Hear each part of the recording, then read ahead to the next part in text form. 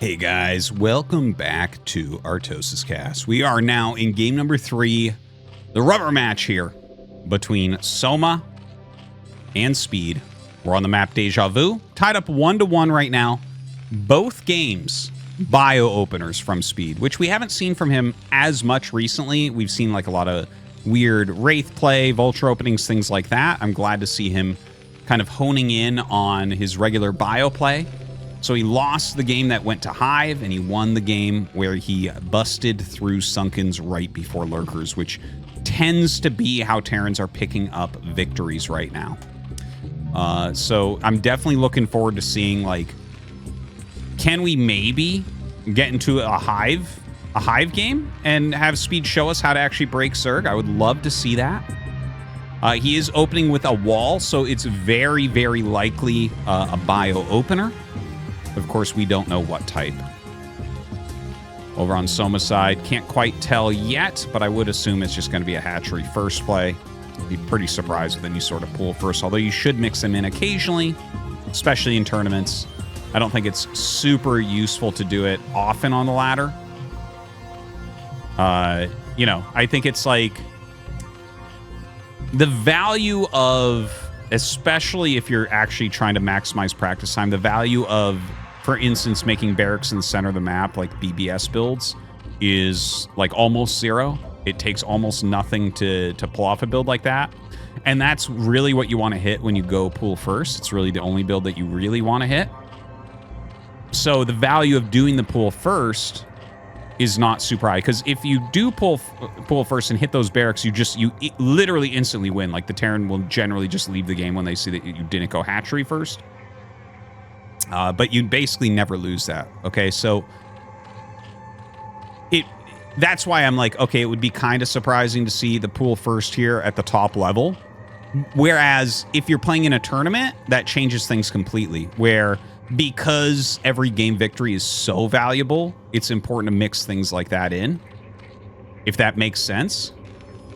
Whereas if you play like a pool first and your opponent just does something like this, let's say, and you went like 9 pool or whatever, yeah, let's just call it 9 pool, okay?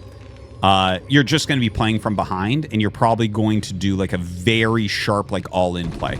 Like, maybe it's going to be a 2-hatch lurker play, maybe it's going to be just a mutalisk all-in or a guardian rush or something like that. And again, like, those all-in cheesy builds are just generally not super useful practicing, because they're so much easier to do. I do wonder if people understand what I'm saying with that. Where it's the efficiency of practice, I think, is important. So anyways, you can let me know if you disagree, but if you disagree, you're actually wrong. You can check out, there's a video on my other YouTube channel of me practicing for 30 minutes and all in and beating a pro gamer with it.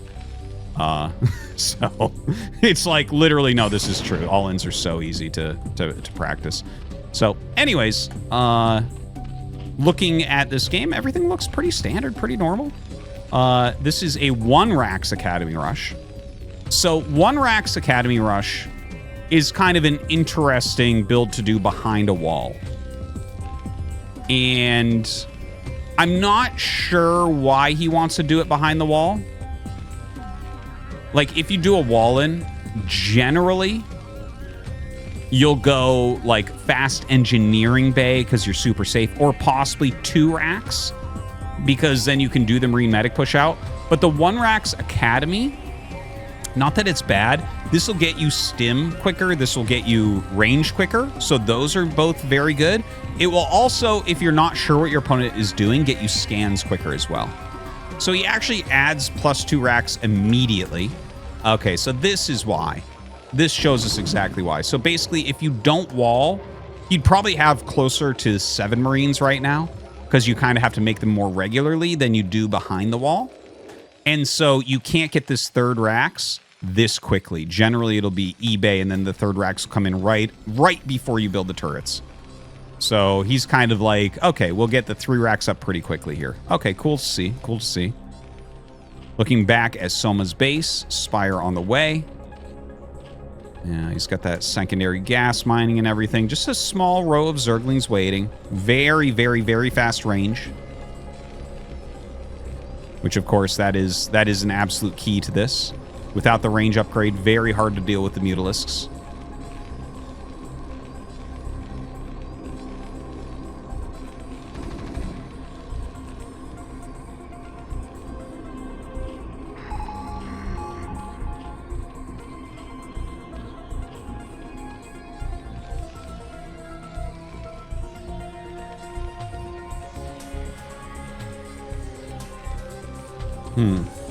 So, he's made 4 medics very early on. This... Ooh, very nice. Catches a few lings there with that Priestum. So, making 4 medics this early is not common at all, but it's very good to make your extra medics early on because then they bank up more energy. It's definitely a smart thing to do, but you generally don't see that many. Now, the mutas fly in, and they do prevent this turret just for a moment. You can see how tight these turret timings are, that Soma's literally flying across with 2 mutas to try to get it. Factory has been started just after 6 minutes, and that's a very, very quick timing in there as well.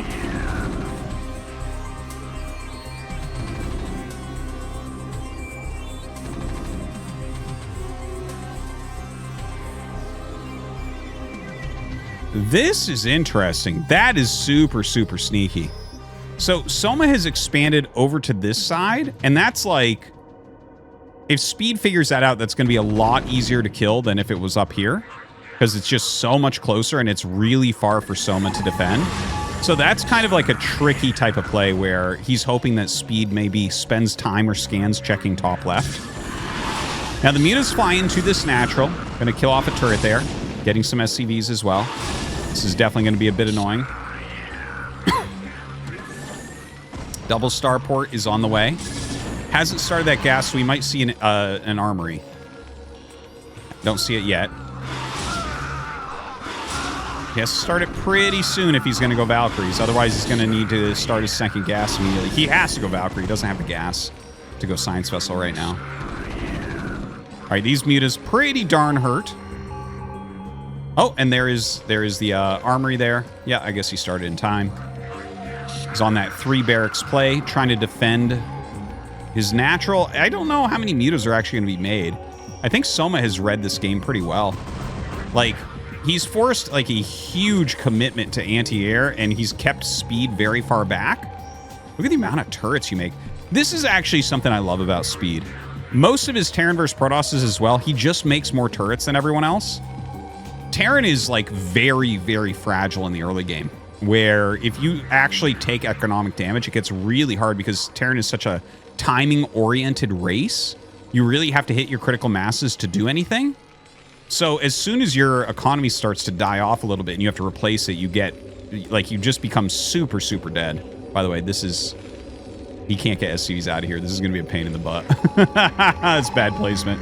But I love to see how many missile turrets he's made, but I feel like, well, Soma has remade some mutas here as well. He does such a good job of droning. And this game, by the way, 4 Sunken's up. Didn't we talk about this in the previous game? And this base hidden. Wow. So Lurker upgrade on the way. First couple Valkyries coming out. Second gas being made. He will be making a science facility relatively soon, I think.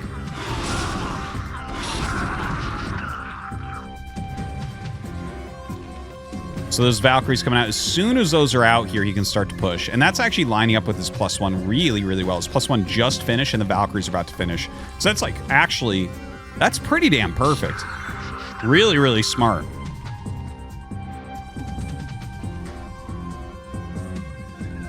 All right, the Valkyries are out. 2 more on the way. Lurker upgrade is still coming. Ooh, Soma diving on this one. It slides a little bit too far, so really good micro. Gets the other one to about half health. I don't think this is enough to bust top right. He definitely could kill down here. In fact, some Sunkens on the way just in case he finds it. Okay, we just heard a scan. Okay, it was at the front, so he sees like 4 Sunks. Okay. I don't think he can break anything. And he has 3 Valkyries with 2 more on the way. This is a huge commitment into the Valkyries. I'm really interested to see what he does because he's not going to break anything this time. Yeah, everything's going to be well defended. What is he actually going to be able to do here?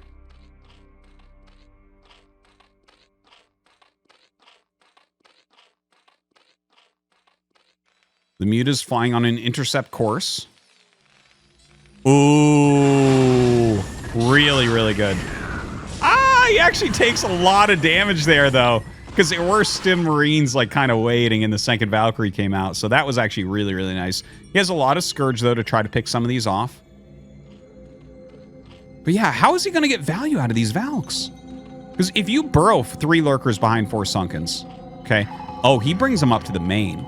So he actually thinks a drop is coming. This is the problem. He thinks a drop is coming right now. And it absolutely is not. Oh, there are 2 dropships on the way. Okay. Well, it's not coming right this second. Okay, so it looks like that is the strat. This is very all-in from speed. Okay? He's got the Valkyries. The Valkyries will dominate Mutas and be able to clear Scourge well enough for dropships to unload. So Soma getting into position here is very, very, very smart. Because, like, when you see that many Valkyries, there's only 2 things that can happen. A mass drop and a mech switch. Because if they try to go into vessels, your irradiates are so far behind schedule, you are literally never going to get anything done. You will never break a position at that point. All right, very medic heavy on this first drop. Valkyrie should lead to clear any Scourge. Notice the Overlords going out to the edge for vision, plus they might take Valkyrie shots. Okay, targets the Scourge immediately. Oh, man. Not even close. GG. Well, I feel like Soma versus Speed. Soma definitely looked like he was dominating in this series.